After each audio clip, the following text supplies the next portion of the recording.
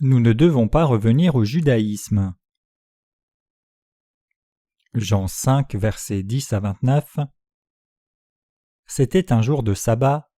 Les Juifs dirent donc à celui qui avait été guéri, « C'est le sabbat, il ne t'est pas permis d'emporter ton lit. » Il leur répondit, « Celui qui m'a guéri m'a dit, « Prends ton lit et marche. » Ils lui demandèrent, « Qui est l'homme qui t'a dit, prends ton lit et marche ?» Mais celui qui avait été guéri ne savait pas qui c'était, car Jésus avait disparu de la foule qui était en ce lieu. Depuis, Jésus le trouva dans le temple et lui dit, « Voici, tu as été guéri, ne pêche plus, de peur qu'il ne t'arrive quelque chose de pire. » Cet homme s'en alla et annonça aux Juifs que c'était Jésus qui l'avait guéri. C'est pourquoi les Juifs poursuivaient Jésus parce qu'il faisait ces choses le jour du sabbat. Mais Jésus leur répondit, « Mon Père agit jusqu'à présent, moi aussi j'agis. » À cause de cela, les Juifs cherchaient encore plus à le faire mourir, non seulement parce qu'il violait le sabbat, mais parce qu'il appelait Dieu son propre Père, se faisant lui-même égal à Dieu. Jésus reprit donc la parole et leur dit, « en vérité, je vous le dis, le Fils ne peut rien faire de lui-même, il ne fait que ce qu'il voit faire au Père, et tout ce que le Père fait, le Fils aussi le fait pareillement. Car le Père aime le Fils et lui montre tout ce qu'il fait, et il lui montrera des œuvres plus grandes que celles-ci, afin que vous soyez dans l'étonnement. Car comme le Père ressuscite les morts et donne la vie, ainsi le Fils donne la vie à qui il veut. Le Père ne juge personne, mais il a remis tout jugement au Fils afin que tous honorent le Fils comme ils honorent le Père. Celui qui n'honore pas le Fils n'honore pas le Père qui l'a envoyé. En vérité, je vous le dis, celui qui écoute ma parole et qui croit à celui qui m'a envoyé a la vie éternelle et ne vient point en jugement, mais il est passé de la mort à la vie. En vérité, je vous le dis, l'heure vient et elle est déjà venue, où les morts entendront la voix du Fils de Dieu, et ceux qui l'auront entendu vivront. Car comme le Père a la vie en lui-même, ainsi il a donné au Fils d'avoir la vie en lui-même, et il lui a donné le pouvoir de juger parce qu'il est le Fils de l'homme. Ne vous étonnez pas de cela, car l'heure vient où tous ceux qui sont dans les sépulcres entendront sa voix et en sortiront, ceux qui auront fait le bien ressusciteront pour la vie, mais ceux qui auront fait le mal ressusciteront pour le jugement. Un homme qui souffrait d'une infirmité depuis 38 ans. Dans le précédent passage du texte biblique d'aujourd'hui, il y a une histoire au sujet de Jésus qui guérit un homme ayant souffert d'une infirmité pendant 38 ans. Et Jésus dit à l'homme guéri, « Voici, tu as été guéri, ne pêche plus de peur qu'il ne t'arrive quelque chose de pire. » Jean 5, verset 14. Je crois que nous qui sommes ici aujourd'hui savons ce que les paroles de Jésus signifient quand il dit de ne plus pécher, de peur qu'il ne nous arrive quelque chose de pire. Par sa parole, Jésus nous dit de ne plus tomber dans une fausse foi. Si nous avons reçu la rémission des péchés en croyant dans l'évangile de l'eau et de l'esprit, nous devons toujours faire attention aux faux enseignants. Nous devons toujours être prudents et nous méfier d'eux, car ils disent que même si une personne a reçu le pardon de ses péchés, elle doit continuer à recevoir la rémission des péchés en offrant des prières de repentance. Notre rémission des péchés vient de notre foi dans l'évangile de l'eau et de l'esprit qui efface les péchés du cœur. Jésus a pris sur lui chaque péché de ce monde et les a effacés complètement pour toujours. Jésus est la vraie vigne. En vérité, Jésus a guéri un homme qui avait une infirmité depuis 38 ans une fois pour toutes par sa parole. De même, il a également réglé le problème des péchés de tout le monde entier dans le fleuve du Jourdain et à la croix, une fois pour toutes. Parmi les nombreuses personnes qui croient en Jésus, il y a celles qui ont reçu la rémission de leurs péchés une fois pour toutes, et il y a celles qui ne l'ont pas reçue. Les personnes qui ont reçu la rémission des péchés une fois pour toutes, en croyant à l'évangile de l'eau et de l'esprit donné par le Seigneur, continuent de mener une vie de foi avec bonheur, parce qu'elles sont reconnaissantes pour la rémission des péchés que Jésus leur a donnés. De plus, elles ne s'inquiètent jamais du jugement de leurs péchés et de l'enfer, et elles continuent de vivre joyeusement avec un cœur sans péché. La différence entre les religieux et les croyants dans l'évangile de l'eau et de l'esprit. Ceux dont les personnes nées de nouveau en croyant dans l'évangile de l'eau et de l'esprit doivent se méfier, c'est de revenir à la doctrine chrétienne de ceux qui ne sont pas encore nés de nouveau. Les communautés chrétiennes de ce monde sont remplies de faux prophètes. En plus, tout comme Ismaël a persécuté Isaac, il existe des cas où ceux qui ne sont pas nés de nouveau persécutent ceux qui sont nés de nouveau par l'évangile de l'eau et de l'esprit. Ceux qui ne sont pas nés de nouveau considèrent les doctrines de leurs confessions respectives plus importantes que la parole de la vérité et continuent ainsi de persécuter ceux qui croient dans l'évangile de l'eau et de l'esprit. Dans le monde actuel, il y a beaucoup d'hypocrites qui considèrent que la doctrine du sabbat est plus importante que l'évangile de l'eau et de l'esprit qui est la parole de Dieu, tout comme ceux qui avaient dit que Jésus avait mal fait de guérir le jour du sabbat l'homme qui avait souffert d'une infirmité pendant 38 ans. Ils ont dit que c'était, pour l'homme malade, un péché de se lever et de marcher le jour du sabbat. La doctrine chrétienne est-elle plus importante pour vous? Sinon, la foi en l'évangile de l'eau et de l'esprit est-elle plus importante pour vous? Pour nous, la rémission des péchés qui peut être atteinte une fois pour toutes en croyant dans l'évangile de l'eau et de l'esprit est plus importante que les doctrines chrétiennes. Il en est ainsi parce que peu importe la façon dont une personne se conforme aux doctrines, s'il y a un péché dans son cœur devant le Seigneur, il est difficile pour elle de prier, elle ne manquera pas de recevoir le jugement, d'aller en enfer et de souffrir la destruction. Si une personne reçoit la rémission des péchés en croyant dans la parole de vérité du Seigneur, elle ira au ciel, le royaume du Seigneur, en dépit de ses propres défauts. Les gens de foi, qui ont foi dans l'évangile de l'eau et de l'esprit, ne considèrent pas les doctrines chrétiennes comme quelque chose d'important. Par contre, ils considèrent la foi dans la vérité de l'évangile de l'eau et de l'esprit comme importante. Par conséquent, nous devons nous assurer sans défaillance par la parole de la vérité objective que nous avons reçu la rémission de nos péchés en croyant en Jésus, que nous sommes prêts à aller au ciel à tout moment, que la parole de la nouvelle naissance réside dans nos cœurs comme élément de preuve, et que la preuve que nous avons reçu le salut est véritablement la parole de Dieu qui a effacé nos propres péchés. En plus, nous devons être dirigés par la parole au lieu d'être liés par les doctrines. Cette histoire parlant de Jésus-Christ qui guérit un homme malade d'une infirmité de 38 ans implique précisément que chaque pécheur peut recevoir la rémission des péchés en croyant dans l'évangile de l'eau et de l'esprit. Le jour où Jésus a guéri l'homme qui avait souffert d'une infirmité pendant 38 ans était le jour du sabbat, et voici les paroles que Jésus a dites quand il a guéri le malade. « Prends ton lit et marche » Jean 5, verset 11. Là, cet homme reçut la guérison de l'infirmité, se leva de son lit et marcha. Cependant, les Juifs étaient plus intéressés par le fait que Jésus n'ait pas observé le sabbat que par le fait qu'un pécheur soit sauvé de ses péchés. Parce que les Juifs considéraient que l'observation de l'ordonnance du sabbat était très importante, le fait que Jésus ait guéri l'homme qui avait été malade pendant 38 ans créa donc un grand problème pour les Juifs. À travers les livres de l'Ancien Testament, les Juifs avaient également cru que le Messie viendrait, mais ils n'avaient jamais imaginé que Jésus était ce Messie même qui devait venir. Pour cette raison, en accord avec les lois de l'Ancien Testament, ils ne travaillaient pas du tout le jour du sabbat.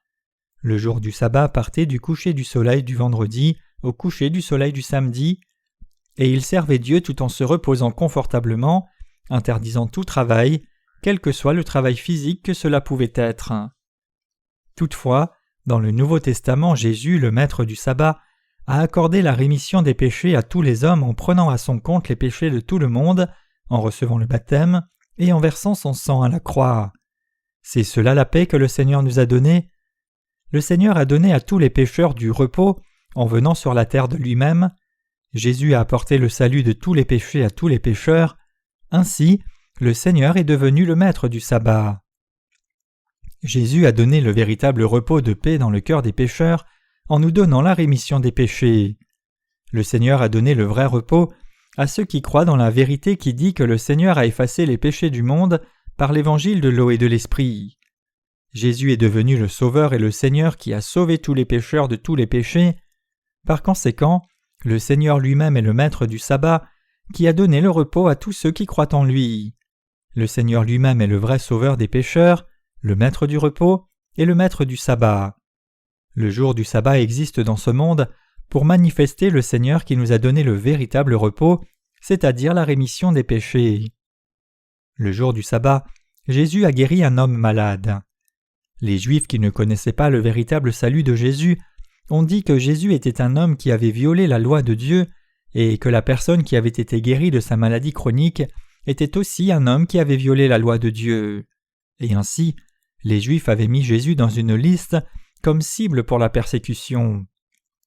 Si Jésus avait guéri l'infirmité de cet homme un autre jour que le jour du sabbat, il n'aurait pas été en mesure de considérer cet événement comme un problème, mais Jésus est devenu une cible de persécution car il avait guéri l'infirmité le jour du sabbat des Juifs.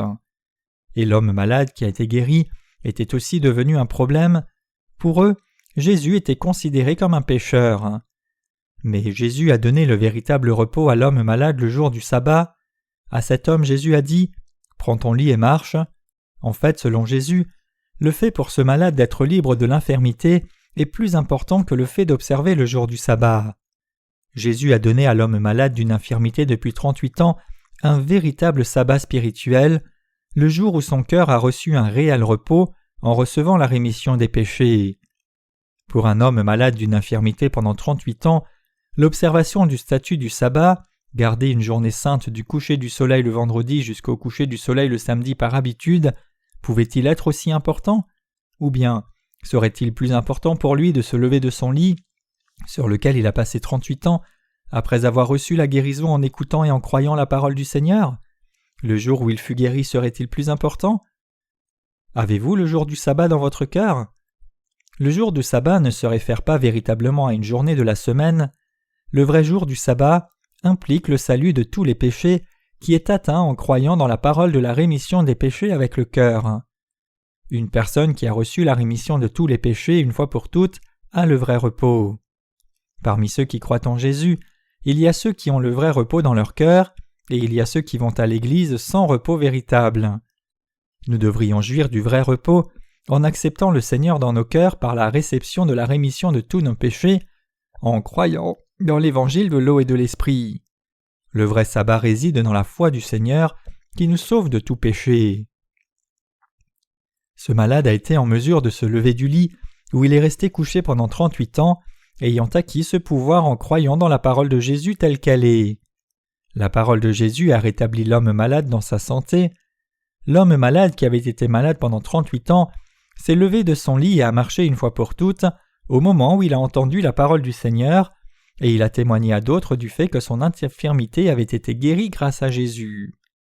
Bien chers croyants, le principal centre d'intérêt de ce passage se trouve dans l'incident où les Juifs qui prétendent croire en Dieu accusent Jésus d'avoir guéri une infirmité le jour du sabbat, et le malade qui a eu une infirmité pendant 38 ans mais a été guéri en croyant dans la parole de Jésus.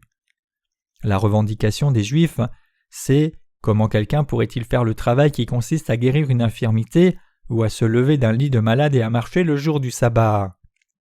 Selon les lois juives, tout devait s'arrêter le jour du sabbat. Ils ont prétendu que l'homme malade et Jésus devaient se reposer le jour du sabbat, alors ils se sont juste acharnés sur ce fait et ont demandé sans cesse pourquoi l'homme devait guérir une infirmité et pourquoi le malade devait se lever et se mettre à marcher. Cependant, chers croyants, si vous et moi étions malades, ne serait-il pas plus important pour nous de trouver la guérison d'une infirmité, indépendamment du jour de la semaine où la guérison a lieu, que ce soit le jour du sabbat ou d'autres jours de la semaine? Une personne ayant un esprit normal ne penserait-elle pas comme cela?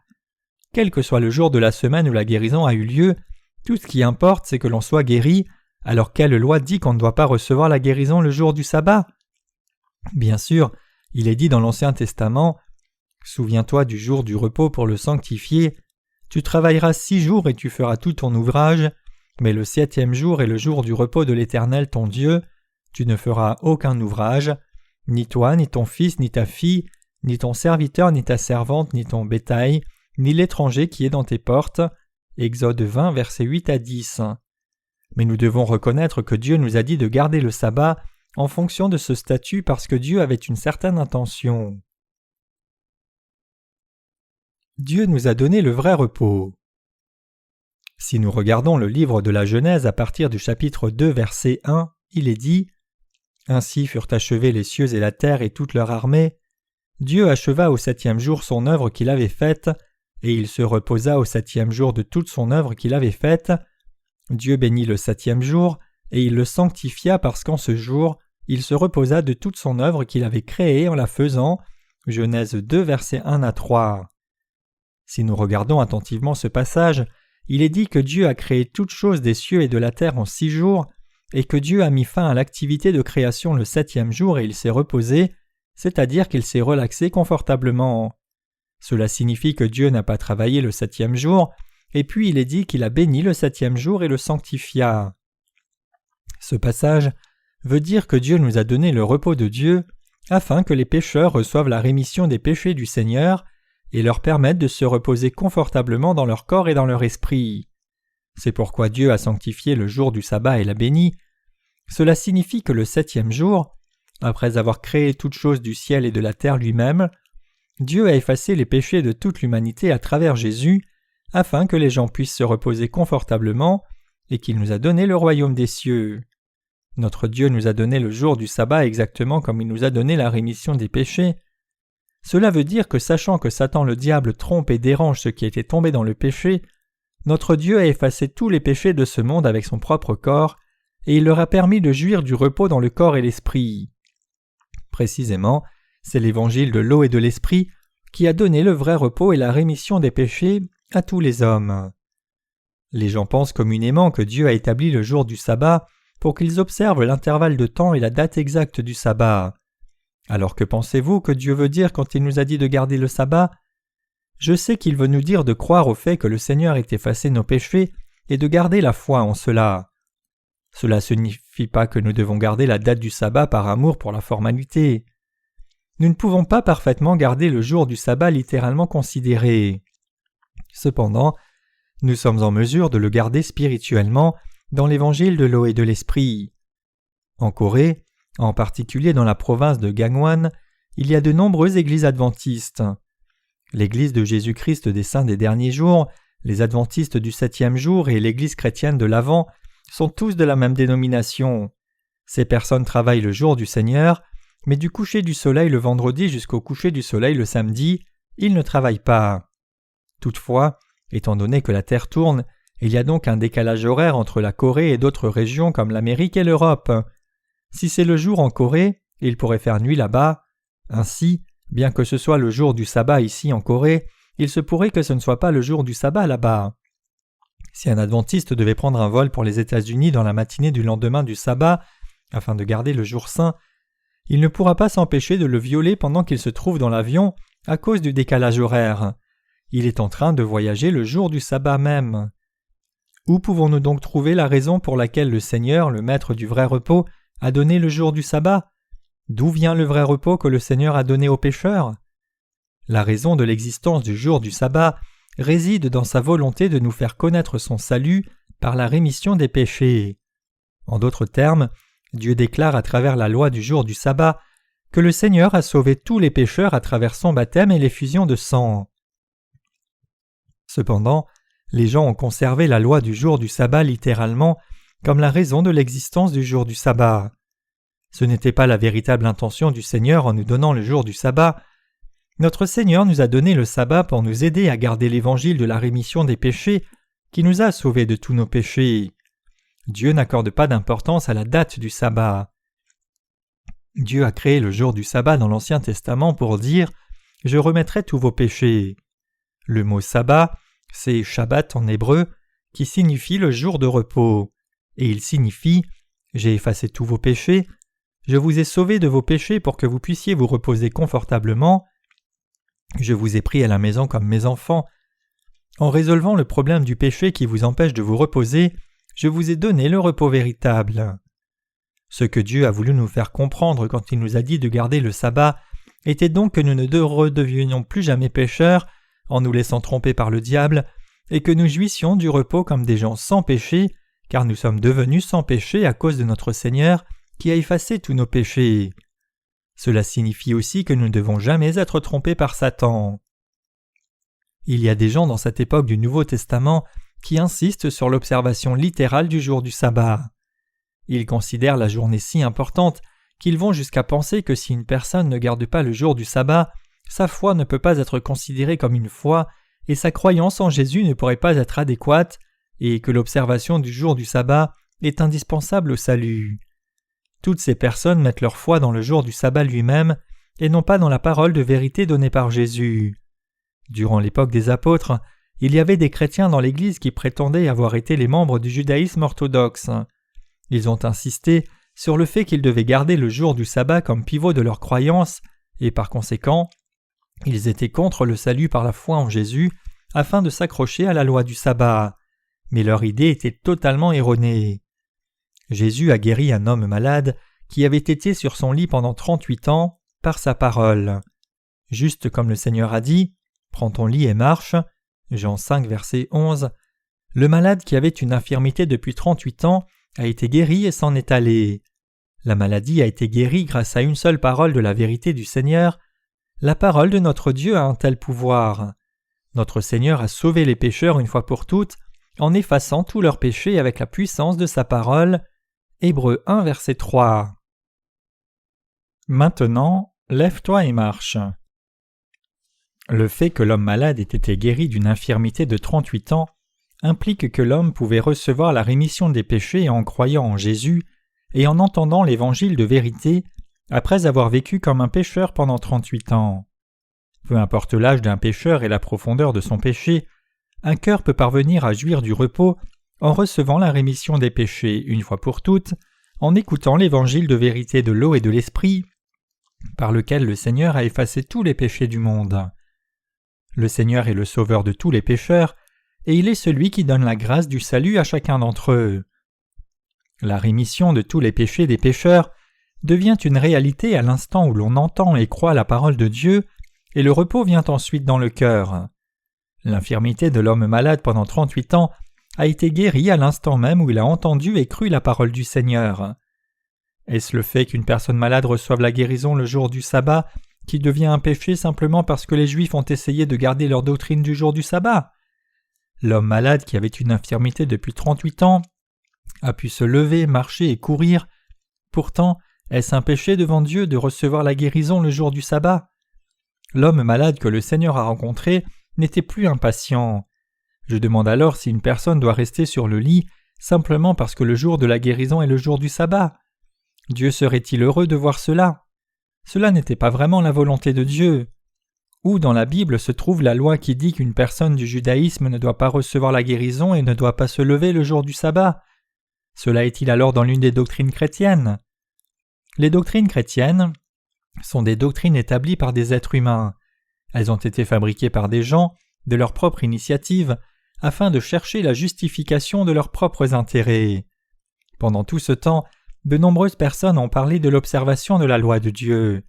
Mais le véritable sens de la doctrine du sabbat, c'est que nous croyions et gardions la vérité du salut que le Seigneur nous a donnée par l'évangile de l'eau et de l'esprit. Il ne l'a pas donné pour que nous puissions garder littéralement le jour du sabbat, mais plutôt il l'a donné pour que nous puissions garder dans nos cœurs le fait que le Seigneur nous a donné le salut en nous délivrant des péchés du monde. Nous devons donc croire dans l'évangile de l'eau et de l'esprit que Dieu qui nous a donné la rémission des péchés apporte un vrai repos à nos cœurs, et nous devons chérir la vérité de cet évangile dans nos cœurs. En d'autres termes, cela signifie que les justes qui sont nés de nouveau en croyant dans l'évangile de l'eau et de l'esprit doivent croire que le Seigneur a effacé tous leurs péchés et défendre leur foi. Notre Seigneur a clairement dit aux pécheurs « J'ai pris sur moi tous vos péchés et je vous ai sauvés de tous vos péchés. » Nous croyons que le Seigneur nous a donné le vrai repos. Nous devons trouver le but du jour du sabbat que le Seigneur a établi. Le Seigneur nous a donné le sabbat afin de nous donner le repos et la paix dans nos cœurs pour l'éternité, en effaçant tous nos péchés par l'évangile de l'eau et de l'esprit. Nous devons connaître la raison pour laquelle le Seigneur nous a sauvés, et nous devons y croire avec nos cœurs. Dans le passage de ce jour, les gens du judaïsme prétendent qu'il ne faut pas guérir les malades le jour du sabbat, et que même si la maladie était guérie, la personne guérie devrait rester au lit pendant cette journée, parce que le judaïsme insistait sur le fait que l'observation littérale de la loi était très importante. Si nous étions tombés dans le judaïsme, nous aurions probablement cru ainsi. De nombreuses confessions chrétiennes aujourd'hui ont aussi une telle foi erronée. Il y a aussi des gens qui disent « Vous dites que Jésus a effacé les péchés du monde en les portant sur lui à travers le baptême, mais il n'a ôté que le péché originel. En ce qui concerne les péchés de nos jours, on obtient le pardon en offrant des prières de repentance chaque jour. Serait-ce une bonne foi? Le Seigneur a nettoyé tous les péchés de toute l'humanité une fois pour toutes, par l'évangile de l'eau et de l'esprit. La foi dit qu'on reçoit la rémission des péchés que l'on commet au cours de la vie en offrant des prières de repentance tous les jours. C'est une foi fabriquée par la sagesse humaine. Mais les confessions chrétiennes de ce monde continuent de penser couramment que les gens doivent recevoir le pardon des péchés en suppliant chaque jour parce qu'ils continuent de pécher sur une base quotidienne. Les prières de repentance ressemblent aux actes d'autocritique dans les sociétés communistes. Cela n'est pas différent du judaïsme montré dans le passage biblique de ce jour. Jadis, j'ai cru en Jésus comme le Sauveur, sans connaître la vérité de l'évangile de l'eau et de l'esprit donné par Jésus-Christ. Toutefois, j'ai reçu la rémission de tous les péchés, une fois pour toutes, en écoutant et en connaissant précisément l'évangile de l'eau et de l'esprit, qui est la parole de la vérité, et par la foi que j'ai eue en croyant en elle. Je suis sûr que vous avez également connu les mêmes grâces par le Seigneur. Alors nous ne devons plus demeurer dans le formalisme du judaïsme d'aujourd'hui, après avoir reçu la rémission des péchés en croyant dans l'évangile de l'eau et de l'esprit. Bien que nous ayons reçu la rémission des péchés, si nous offrons des prières de repentance nuit et jour, en disant quelque chose du genre « Cher Dieu, j'ai encore péché, s'il te plaît pardonne-moi, j'ai complètement déjà reçu la rémission des péchés, mais s'il te plaît pardonne-moi pour ces péchés, mon Dieu, s'il te plaît pardonne-moi une fois de plus », alors cela voudrait dire que nous n'avons pas de foi qui est correcte. Si nous devions essayer d'effacer les péchés de tous les jours en offrant des prières de repentance, même après avoir cru dans l'évangile de l'eau et de l'esprit, ce serait comme trahir Jésus. Une telle foi est semblable à la foi que les adeptes du bouddhisme ou du paganisme possèdent. Une personne qui a reçu la rémission de tous les péchés en croyant dans l'évangile de l'eau et de l'esprit ne cherche pas à recevoir le nettoyage des péchés à travers les prières de repentance.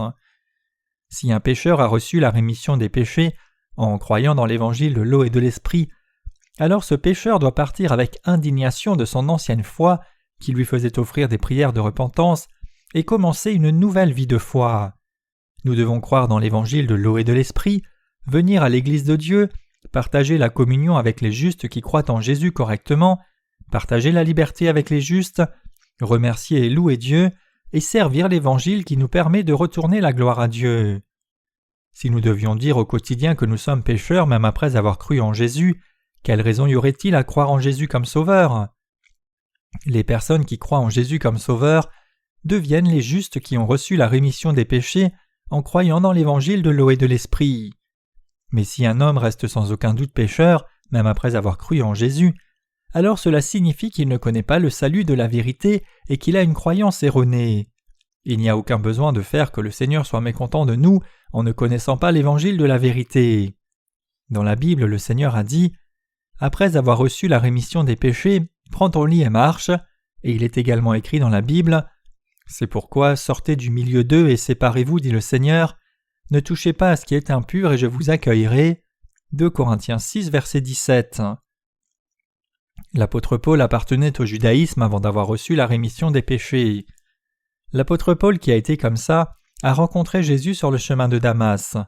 Le Seigneur lui dit « Saul, Saul, pourquoi me persécutes-tu ? Ne serait-il pas dur pour toi de regimber contre les aiguillons ? Pourquoi me persécutes-tu ? Qui es-tu, Seigneur ?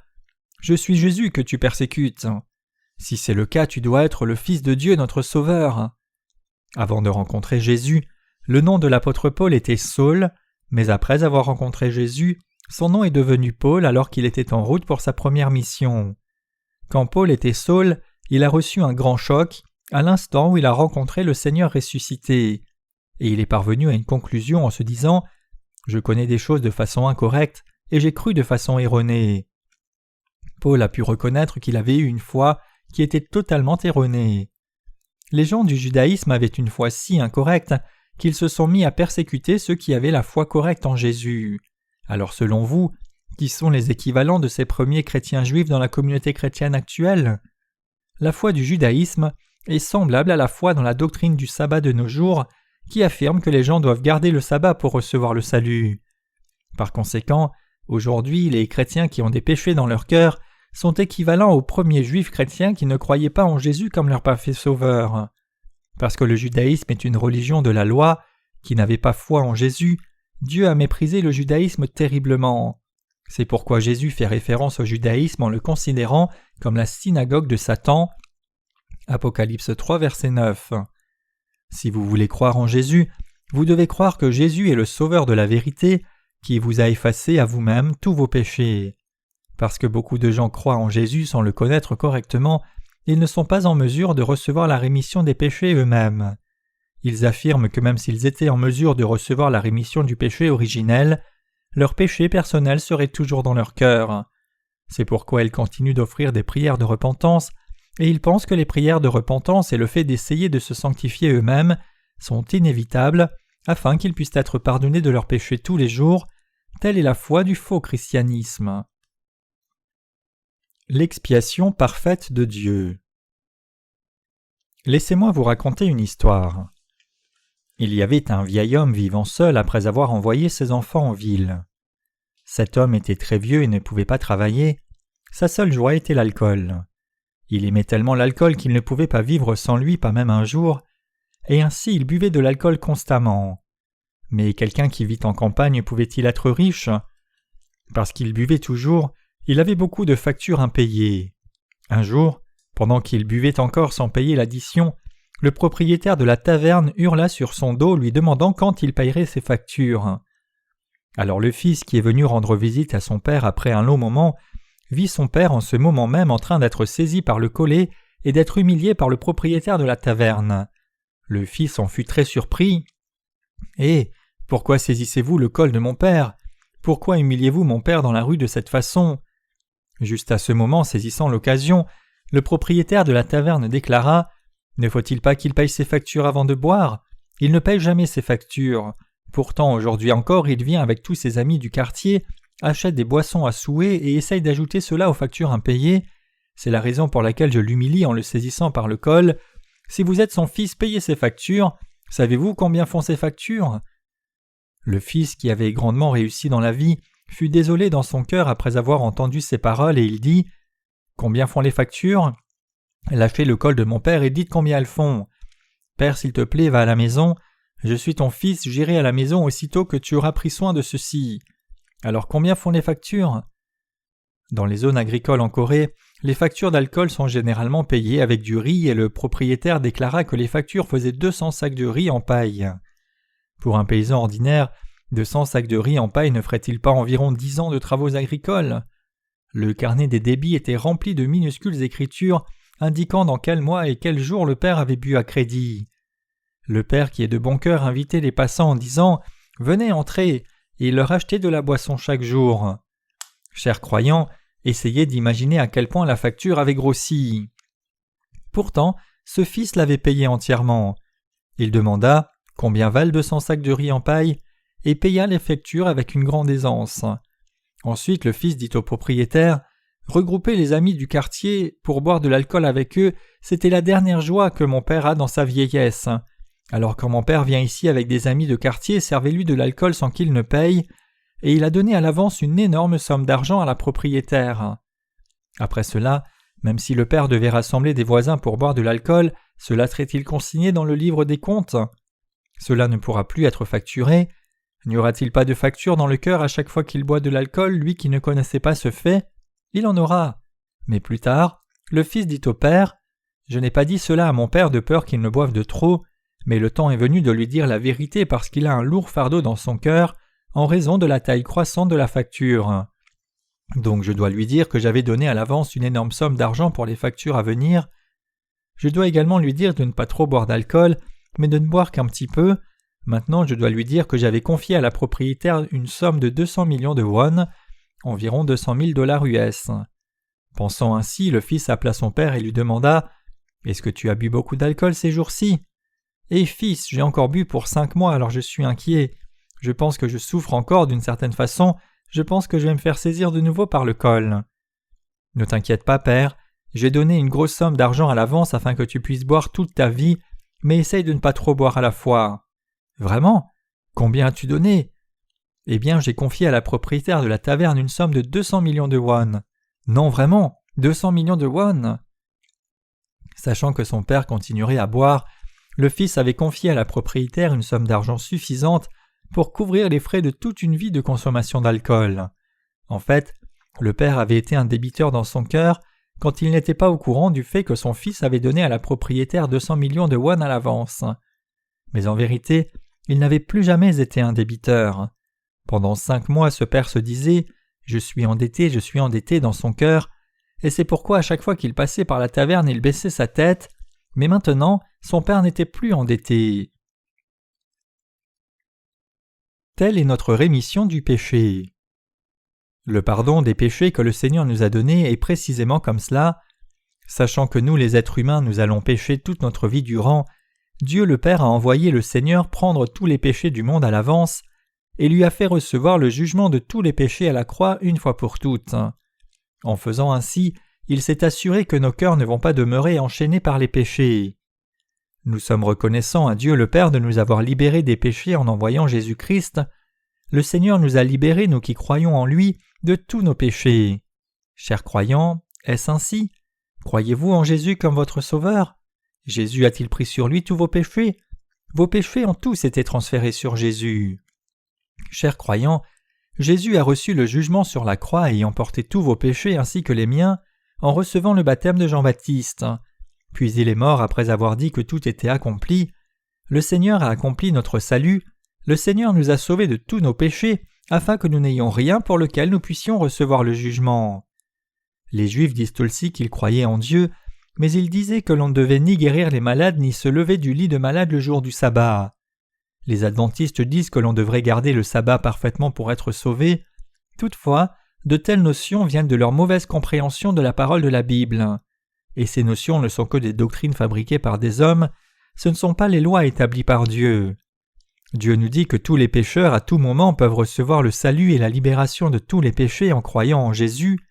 Dieu est en train de dire « À tout moment, recevez la bénédiction du salut dans votre cœur et recevez la liberté de votre cœur. » Après cela, en répandant l'Évangile à votre famille, conduisez votre famille à recevoir la rémission des péchés et devenir enfants de Dieu. Ceci est l'essence du salut de Dieu. Chers croyants, voilà l'amour de Dieu. Si vous avez reçu la rémission des péchés en écoutant l'Évangile de l'eau et de l'Esprit, alors il doit y avoir une Église qui vous a prêché cet Évangile. L'Église qui fournit l'Évangile de la vérité effective est la véritable Église, et chaque Église n'est pas l'Église de Dieu. Est-ce que les gens croient en Jésus aujourd'hui correctement? Non. Lorsque nous demandons « Avez-vous reçu le pardon de vos péchés ?» ou « Êtes-vous sûr d'entrer au paradis ?» de nombreux chrétiens répondent « Nous saurons lorsque nous arriverons là-bas. » Alors avez-vous des péchés? Comment peut-il ne pas avoir de péché dans le cœur de quelqu'un? Bien sûr, j'ai des péchés, puisque je commets le péché tous les jours. Ce n'est pas le cas. Celui qui croit en Jésus correctement ne peut avoir aucun péché dans son cœur. Comment pourriez-vous alors avoir du péché? N'avez-vous pas reçu la rémission des péchés au début de votre foi en Jésus? Si vous avez reçu la rémission des péchés, comment pourrait-il y avoir des péchés? Même ainsi j'ai des péchés, je suis encore faillible et je commets des péchés tous les jours, alors comment peut-il n'y avoir aucun péché? Alors pourquoi croyez-vous en Jésus?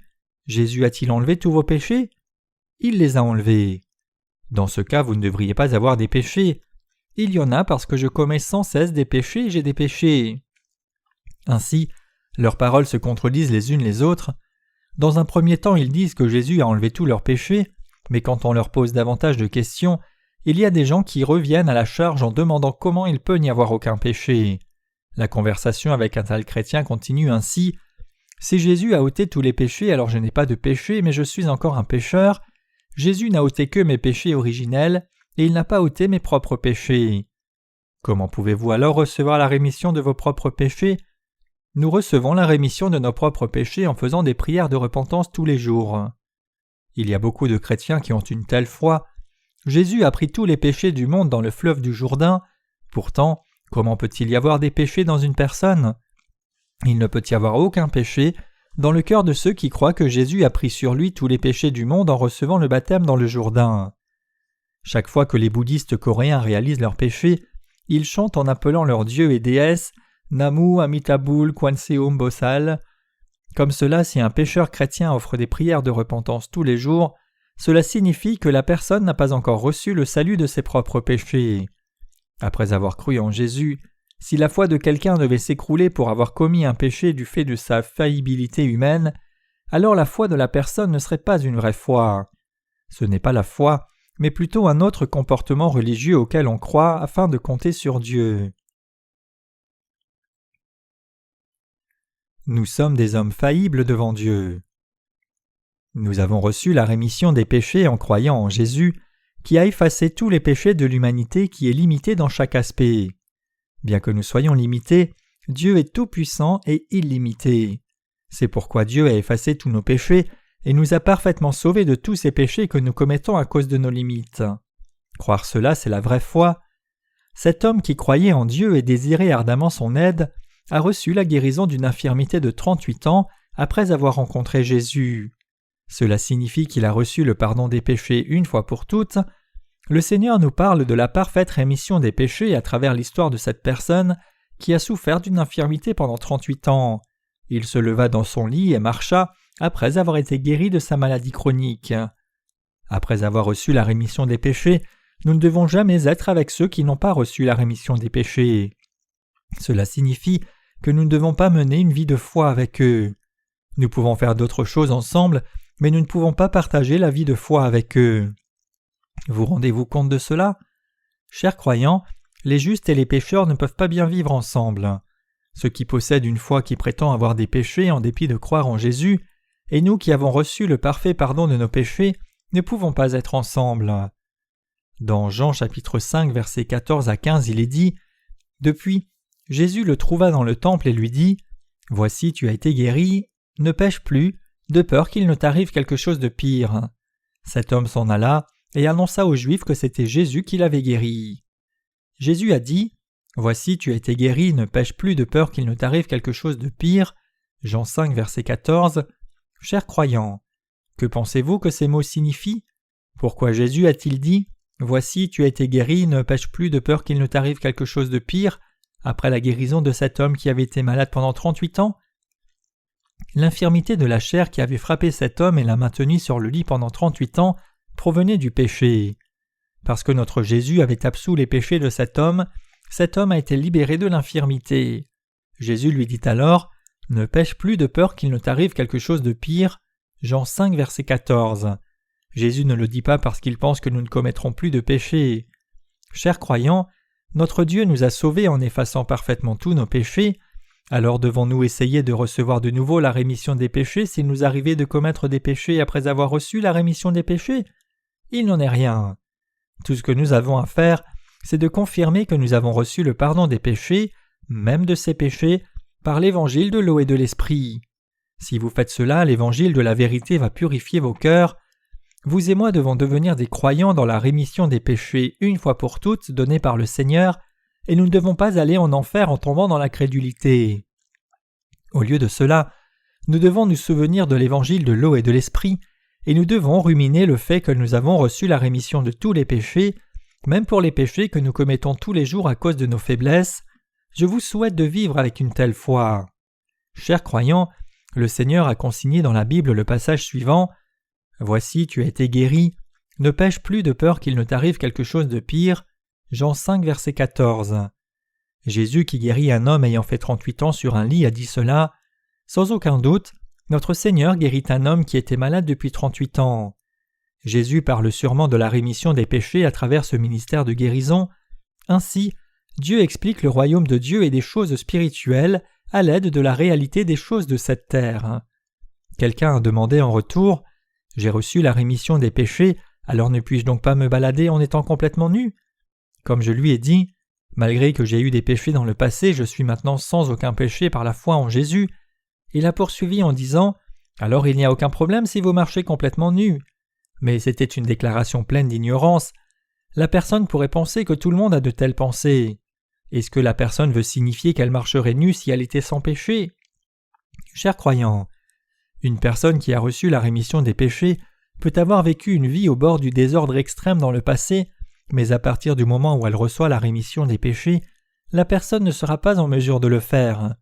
Parce qu'il y a l'Esprit Saint à l'intérieur de ceux qui ont reçu la rémission des péchés en croyant dans l'évangile de l'eau et de l'Esprit donné par Jésus, ils ont encore plus de mépris pour les péchés.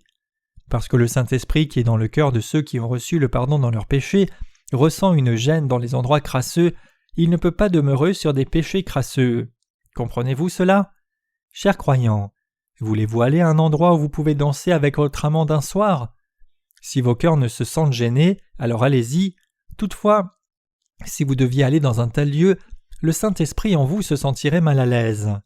Chers croyants, si vous avez reçu la rémission des péchés, vos cœurs se sentiraient mal à l'aise même quand vous commettez des péchés en raison de vos faiblesses.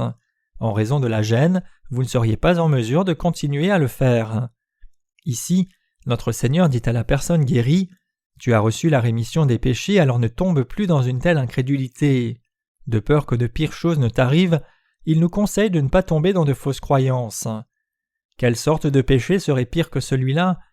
Cela signifie que celui qui est né de nouveau ne doit pas revenir dans une église qui ne prêche pas l'évangile de l'eau et de l'esprit.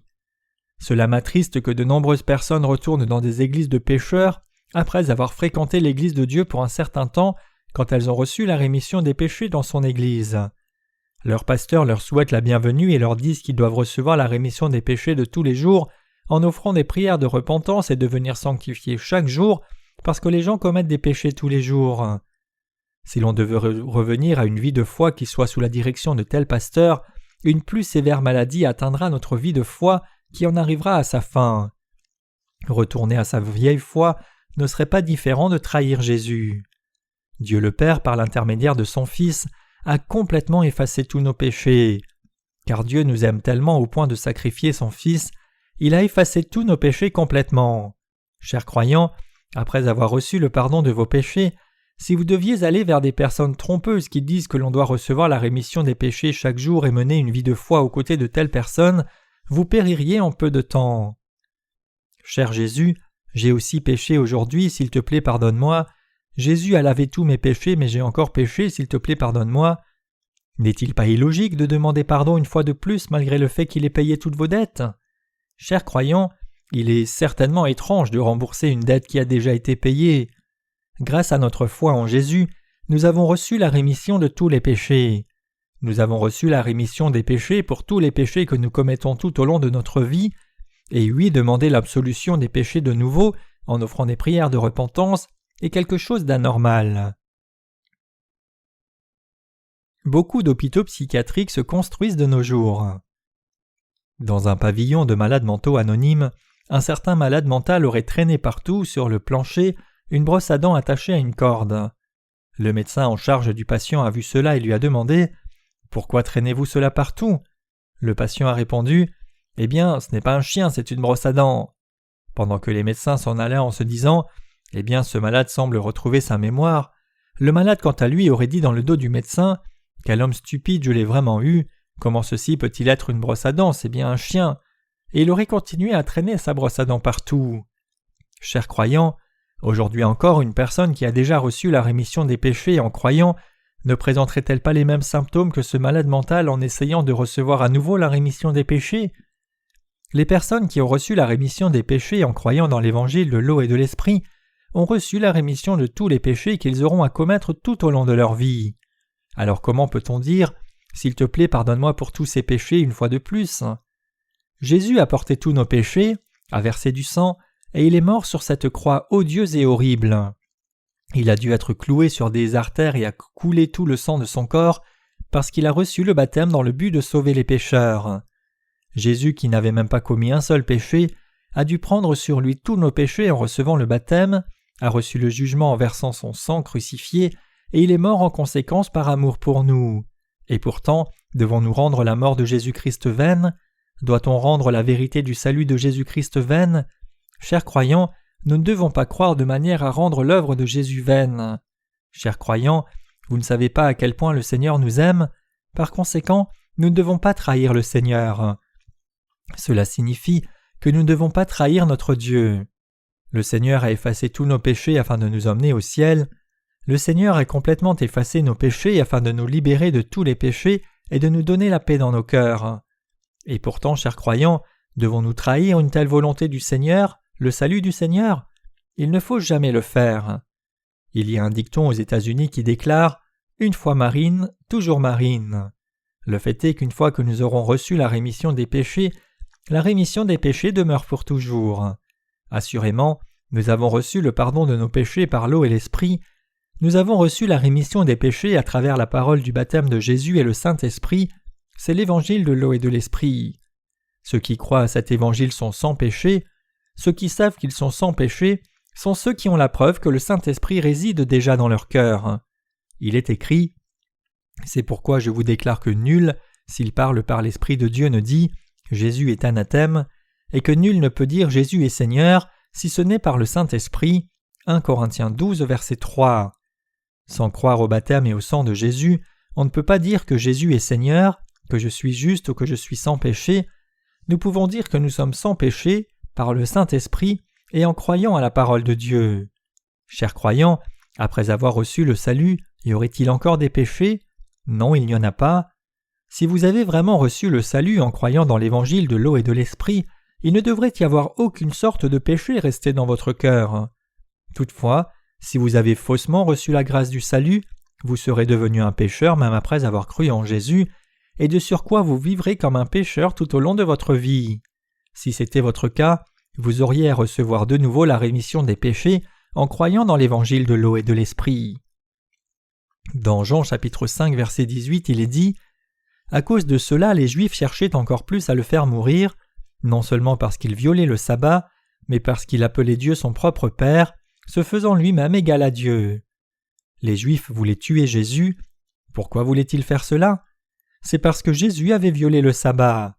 Ils ont essayé de le tuer parce que Jésus avait non seulement violé leur loi religieuse, mais aussi avait essayé d'être égal à Dieu en disant que Dieu était son vrai Père. Chers croyants, ceux qui mènent une vie de foi ayant reçu le salut en croyant dans l'évangile de l'eau et de l'esprit aujourd'hui, sont dans la même situation que Jésus dans ce passage.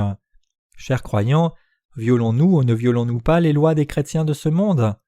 Nous croyons dans la parole de Dieu, pas dans leur doctrine. Nous croyons en Dieu et appartenons à Dieu, pas aux gens de ce monde.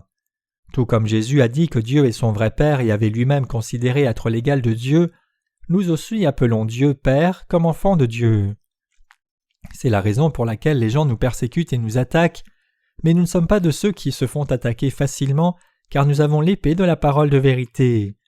Il y a un dicton coréen qui déclare « Même un petit chien de sang mêlé peut être courageux dans sa maison. » Néanmoins, quand un chien domestique aboie, « Qui êtes-vous? Je devrais vous mordre, af !» Il replie sa queue entre les pattes et s'enfuit en gémissant. Il y a aussi un proverbe qui dit que le chien aboie et la caravane passe. Nous demandons à un chrétien qui se comporte comme ce chien « Est-ce que vous croyez en Jésus? Avez-vous un péché? » Bien sûr, j'en ai. Si c'est le cas, vous irez en enfer, la parole dit que le salaire du péché c'est la mort. Dans ce cas, je devrais aller en enfer. N'est-ce pas la même chose pour vous? Eh bien, n'avez-vous pas de péché? J'ai reçu la rémission des péchés de sorte que je n'ai pas de péché. Alors voulez-vous dire que vous ne commettez plus de péchés? Non, je commets des péchés tous les jours. Si vous commettez des péchés, alors comment pourriez-vous être sans péché? Alors avez-vous un péché? J'ai bien sûr des péchés. Avez-vous reçu le pardon de vos péchés ou ne l'avez-vous pas reçu? Je l'ai reçu. Vous avez des péchés, alors comment pourriez-vous être un enfant de Dieu? Vous avez des péchés parce que vous croyez juste dans la mort de Jésus sur la croix et parce que vous ne croyez pas que vos péchés ont été passés sur Jésus à travers son baptême. Si Jésus n'avait pas pris vos péchés, à quoi cela vous servirait même s'il devait mourir 100 fois sur la croix? Chers chrétiens, si une certaine chose n'a pas de relation avec vous, elle ne vous est d'aucune utilité. Supposons que des gens qui n'ont aucune relation avec vous gagnent des millions et des milliards de dollars par hasard. À quoi cela vous servira-t-il donc? Croyez-vous en Jésus ou ne croyez-vous pas? Maintenant, s'il y avait des péchés dans votre cœur, en quoi Jésus vous préoccuperait-il? D'autres personnes, après avoir reçu la rémission des péchés, pourraient aller au ciel, mais de quelle utilité cela vous serait-il si vous-même vous n'obtenez pas l'entrée au ciel? N'est-ce pas ainsi? Et donc nous devons recevoir la rémission des péchés en écoutant l'évangile effectif et en croyant en lui dans nos cœurs. Chers croyants, les péchés qui sont dans les cœurs doivent partir pour que vous puissiez entrer au ciel. Nous voyageons parfois, nous voyageons pour l'étranger autant que nous dans notre pays, et quand vous arrivez dans un avion ou dans un train pour votre voyage, ce dont vous aurez besoin c'est d'un billet. Tant que vous avez un billet, il importe peu que vous soyez mal habillé ou même en loques, si vous avez un ticket, vous pouvez loger dans un hôtel et même si vous ne portez pas une cravate, vous pouvez embarquer dans un avion. Mais quelle que soit votre importance, si vous n'avez pas de billet, vous serez mis dehors. Même si vous êtes un mendiant, aussi longtemps que vous achetez un billet au guichet et que vous passez par le contrôle des billets, personne ne peut vous mettre dehors. Mais même si vous êtes un homme de classe, vous serez repoussé si vous n'avez pas de billet. Chers croyants, même si vous avez eu foi en Jésus pendant une longue période, vous êtes pécheurs si vous avez des péchés dans votre cœur. Toutefois, même si vous avez cru en Jésus juste pour une journée, vous serez juste si vous avez reçu la rémission des péchés dans votre cœur. La personne juste a le billet pour avoir reçu la rémission des péchés dans son cœur, mais un pécheur n'a pas encore le même billet. Quel genre de billet nous permettra d'entrer au ciel ? Le billet pour moi, c'est de recevoir la rémission des péchés en croyant au fait que tous mes péchés ont été transmis à Jésus quand Jean-Baptiste le baptisa et que Jésus a pleinement reçu le jugement qui m'était réservé en mourant sur la croix et en versant son sang. Pouvez-vous comprendre cela ? Quand Jésus était sur cette terre, Jésus a effectivement appelé Dieu son vrai Père. L'enfant d'un être humain n'est-il pas un être humain ? C'est un être humain. Un chiot est-il un chien ou ne l'est-il pas ? Il l'est effectivement. Après cette considération, les gens arrivaient à la conclusion que si Dieu est le vrai Père de Jésus, alors Jésus doit aussi être Dieu. Les témoins de Jéhovah disent que Jésus est le Fils de Dieu, mais il n'est pas Dieu. C'est pourquoi j'ai dit ces choses. J'ai demandé à un membre des témoins de Jéhovah, « Croyez-vous que Dieu est le Père de Jésus ? Si oui, croyez-vous que Jésus est le Fils de Dieu ? Si oui, puisque le Père est Dieu, n'est-il pas vrai que son Fils est Dieu ?» Mais alors le témoin de Jéhovah a dit, « La divinité de Jésus est légèrement différente. » Donc je lui ai encore demandé, « Dans la cour de ma maison, il y a 2 chiens. L'un d'eux est un mâle et l'autre est une femelle. Ils ont eu des chiots. Sont-ils des chiens ou ne le sont-ils pas ? Ce sont des chiens. Sont-ils des petits chiens ou pas ? Ils sont tous des chiens. Alors la seule différence, c'est que l'un est le Père et l'autre est le Fils. N'est-ce pas le cas ? Puis il a dit, « Ils sont d'un genre. » Je lui ai encore demandé, « Jésus n'est-il pas Dieu ? » Il était à court de mots. Chers croyants, vous vous rendrez sûrement compte que les paroles des témoins de Jéhovah ne sont pas logiques. Maintenant, nous avons ici des parents et leurs enfants. Si les parents sont des êtres humains, leur enfant est-il aussi un être humain ou pas ? L'enfant est un être humain. Cela n'est-il pas vrai que le Fils de Dieu est Dieu et non pas un être humain ? Jésus est venu sous la forme d'un être humain, mais il est certain qu'il était le Dieu Tout-Puissant. Il n'y a aucune raison pour nous de ne pas croire en Jésus comme Dieu. Jésus est Dieu. Car comme le Père ressuscite les morts et donne la vie, ainsi le Fils donne la vie à qui il veut. Le Père ne juge personne, mais il a remis tout jugement au Fils, afin que tous honorent le Fils comme ils honorent le Père. Celui qui n'honore pas le Fils n'honore pas le Père qui l'a envoyé. Jean 5, versets 21 à 23. Dieu le Père a envoyé son Fils Jésus sur cette terre pour nous sauver. De plus, il a remis tout le pouvoir de tout juger à son Fils. Jésus a effectivement créé toutes choses du ciel et de la terre. La Bible dit avec certitude que Dieu le Père a tout supervisé et que son Fils a créé avec la parole. Aussi, Dieu dit qu'il a remis le pouvoir de juger à son Fils, ainsi que la capacité de donner le salut. Si c'est le cas, les paroles des témoins de Jéhovah sont quelque chose d'illogique. Je crois en Dieu le Père. Qui plus est, je crois que le Fils de Dieu le Père Jésus est aussi Dieu notre Sauveur et notre Créateur, et je crois qu'il est devenu notre Sauveur. Lorsque je lui ai dit cela, le témoin de Jéhovah écarquilla ses yeux et dit « Il n'y a qu'un seul Dieu, alors comment peut-il y avoir 2 dieux alors qu'il ne peut y avoir qu'un seul Dieu ? Dieu est Trinité, le Père et le Fils et le Saint-Esprit. Notre Dieu est en 3 personnes, mais tous les 3 sont le même Dieu. L'Esprit Saint est Dieu, le Fils de Dieu est aussi Dieu et Dieu le Père est Dieu. Pour nous, ces 3 entités divines sont le même Dieu, mais c'est juste que Dieu est divisé en 3 personnes, Père, Fils et Saint-Esprit. Si oui ou non Jésus est Dieu est une question véritablement importante. Et la réponse à cette question, c'est que Jésus est Dieu. Lorsque j'ai dit aux témoins de Jéhovah, « Je crois au Fils de Dieu et au Père, ils sont le même Dieu, je crois ainsi », il a finalement dit que Jésus n'est pas Dieu. Il a fourni des preuves que Jésus n'est pas Dieu, et j'ai fourni des preuves que Jésus est Dieu. Mais avec sa bouche grande ouverte devant moi, il n'était pas en mesure d'en dire plus. Quel est l'objectif des témoins de Jéhovah ? Ils veulent nous faire croire en Dieu seulement et pas en Jésus. Et ils veulent nous faire aller vers les maisons des autres 3 jours par semaine pour leur dire cela. Ce qu'ils font n'est pas différent d'aller dire partout que Jésus n'est pas le Sauveur qui a effacé tous les péchés. Je vous dis clairement que je crois que Jésus est mon Sauveur et que Jésus est mon Dieu. En plus, je crois que le Père de Jésus est aussi mon Dieu le Père. Toutefois, parmi ceux qui croient en Jésus, il y a beaucoup de personnes qui haïssent celui ou celle qui professe qu'il ou qu'elle est devenu une personne juste simplement en croyant en Jésus. Ceux qui sont nés de nouveau en croyant dans l'évangile de l'eau et de l'esprit sont les justes. Ils appellent Dieu le Père, Père. Dieu appelle ceux qui croient en Dieu et en l'évangile de l'eau et de l'esprit les justes. Vous et moi sommes effectivement devenus des justes en recevant la rémission des péchés en croyant en Jésus et en l'évangile de l'eau et de l'esprit. Les religieux du monde sont pécheurs, même après avoir cru en Jésus pendant 100 ans, mais nous sommes devenus justes au moment où nous avons commencé à croire. C'est pourquoi ils nous persécutent tout en étant surpris. De même que Jésus avait reçu la persécution en disant que Dieu le Père est son Père, nous obtenons des regards de haine des gens parce que nous sommes aussi des enfants de Dieu. Alors pourquoi les gens agissent-ils ainsi ? C'est parce que de mauvais esprits sont en eux, mais le Saint-Esprit est en ceux qui ont reçu la rémission des péchés. Ils ne nous aiment pas parce qu'un mauvais esprit et le Saint-Esprit ne peuvent devenir un. Mais nous sommes tolérants et non pas hostiles à leur égard. Nous prions, et si les gens ne savent pas, nous les enseignons. C'est parce que les gens reçoivent la rémission des péchés quand ils entendent cet évangile de vérité que nous prêchons. Chers croyants, maintenant, grâce à notre foi en Jésus-Christ, nous avons pu avoir Dieu comme notre Père. Nous sommes devenus ses enfants, nous sommes devenus participants de la nature divine, 1 Pierre 1 verset 4. En termes simples, nous sommes devenus des fils de Dieu. Pour parler plus clairement, nous sommes devenus des dieux, Jean 10 versets 34 à 35. Pouvez-vous comprendre cela ?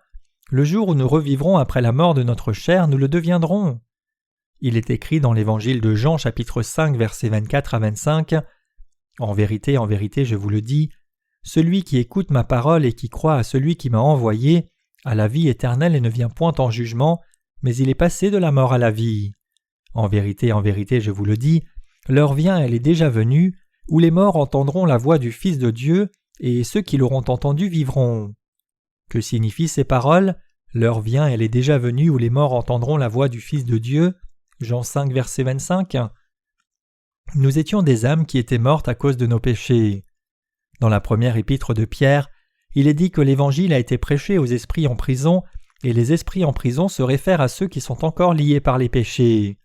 Ici, Jésus nous dit clairement « L'heure vient, elle est déjà venue, où les morts entendront la voix du Fils de Dieu. » Jean 5, verset 25. Chers croyants, avant de recevoir la rémission des péchés, nous étions morts, mais nous avons entendu la parole qui dit que le Fils de Dieu a complètement effacé tous nos péchés. Chers croyants, à ce moment-là, notre âme est-elle devenue vivante ou pas ? Nous sommes devenus vivants par la parole du Fils de Dieu. Dans l'évangile de Jean, chapitre 5, versets 26 à 29, il est dit « Car comme le Père a la vie en lui-même, ainsi il a donné au Fils d'avoir la vie en lui-même, et il lui a donné le pouvoir de juger parce qu'il est Fils de l'homme. Ne vous étonnez pas de cela, car l'heure vient où tous ceux qui sont dans les sépulcres entendront sa voix et en sortiront. Ceux qui auront fait le bien ressusciteront pour la vie, mais ceux qui auront fait le mal ressusciteront pour le jugement.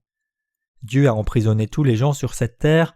Cela signifie qu'il a emprisonné les âmes des gens. Certains disent que les âmes des gens se baladent sur cette terre, mais en réalité ce ne sont pas les âmes de nos ancêtres. Plutôt, c'est Satan le diable et ses subordonnés qui apparaissent au nom de nos ancêtres. Satan est le diable, c'est pourquoi nous devons nous tenir contre lui en disant « Je te commande au nom de Jésus, éloigne-toi de moi, Satan ».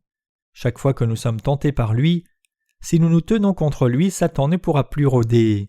Mais si nous laissons Satan tranquille, il ira ici et là faisant tout ce qu'il veut. Nous devons dire « Nous te commandons au nom de Jésus, va-t'en Satan ». Satan n'aime pas et craint le nom de Jésus, car le nom de Jésus est précisément de Dieu. Satan ne peut craindre que Jésus qui est devenu le Sauveur. Lorsque ce monde touchera à sa fin, Dieu ramènera ceux qui sont dans les tombes à la vie. Ceux qui auront fait le bien ressusciteront pour la vie. Jean 5, verset 29. Cela signifie que Dieu ramènera la chair de ceux qui ont reçu le pardon de leurs péchés à la vie, afin de leur donner la vie éternelle. Après cela, il est dit « Ceux qui auront fait le mal ressusciteront pour le jugement » Jean 5, verset 29. Jugement. Chers croyants, si quelqu'un meurt sans croire en Jésus et sans avoir reçu la rémission des péchés, cette personne ne sera pas en mesure d'éviter le jugement. Par conséquent, nous devons croire dans l'évangile de l'eau et de l'esprit, recevoir la rémission des péchés et propager l'évangile en vivant sur cette terre. En agissant de la sorte, aucun mauvais esprit, quel qu'il soit, ne peut nous faire du mal. Tout ce que nous avons à faire, c'est de nous tenir contre les mauvais esprits, car les choses s'aggraveraient pour nous si nous devions les craindre. Je te commande au nom de Jésus, va-t'en Satan. Cher Seigneur, garde-moi en sécurité. » Ainsi, c'est seulement quand nous chassons tout ce qui attaque nos cœurs que notre Seigneur, sa parole, sa paix et sa tranquillité commencent à guider nos cœurs. Comprenez-vous cela? Après avoir reçu la rémission des péchés, nous ne devons jamais revenir au judaïsme. Maintenant, il est juste de vivre selon la volonté de Dieu, séparé de la congrégation des pécheurs. Maintenant, il est juste pour vous de revenir à l'Église de Dieu qu'il a mise en place et de passer le reste de la vie à vivre fidèlement votre foi.